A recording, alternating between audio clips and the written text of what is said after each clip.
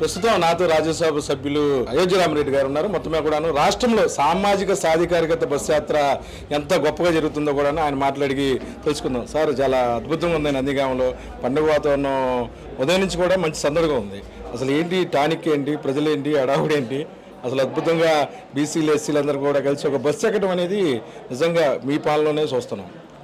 అంటే జగన్మోహన్ రెడ్డి గారు ఆలోచనలకి విధానంగా రాష్ట్ర ప్రభుత్వం అలాగే పార్టీ రెండిట్లో కూడాను ఒక కొత్త ఒరవడి తీసుకొచ్చారు. ఆయన ఏం చెప్పారంటే సమాజంలో ఎవరైతే ఈ యొక్క బాధ్యతలను మోస్తూ సమాజానికి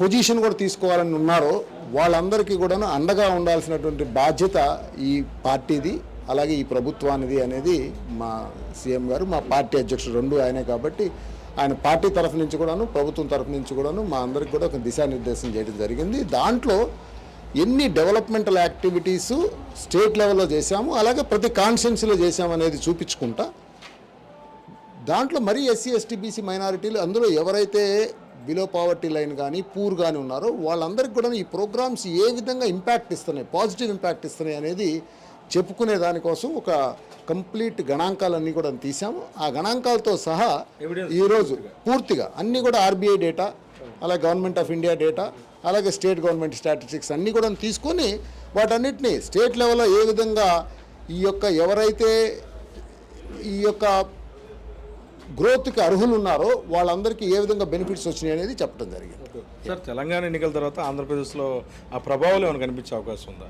ఒకటి తెలంగాణది దాంట్లో కూడా మీరు చూస్తే అక్కడ ఉన్నటువంటి పరిస్థితులు వేరు. ఇక్కడికి వచ్చే తలకి మనది ఏంటంటే అంతా కూడాను ప్రజల కోసం ప్రతిరోజు కూడాను ఈ పార్టీ ఈ ప్రభుత్వం పనిచేసింది, ఆలోచించింది కాబట్టి ప్రతి విషయంలో కూడాను అంటే ముక్కుముడిగా అందరూ దాడి చేస్తున్నారు. అన్నీ ఉంటాయి. జగన్ గారికి ఎప్పుడు చూసినాయే కదా, ఇవన్నీ ఫైటర్ కదా, అన్నీ లాగేస్తారు. ఖచ్చితంగా ఒక యుద్ధంలో వీరుడిలాగా జగన్మోహన్ రెడ్డి పేద ప్రజల కోసం పోరాటం చేస్తారంటున్నారు రాజ్యసభ సభ్యులు అయోధ్య రామరెడ్డి.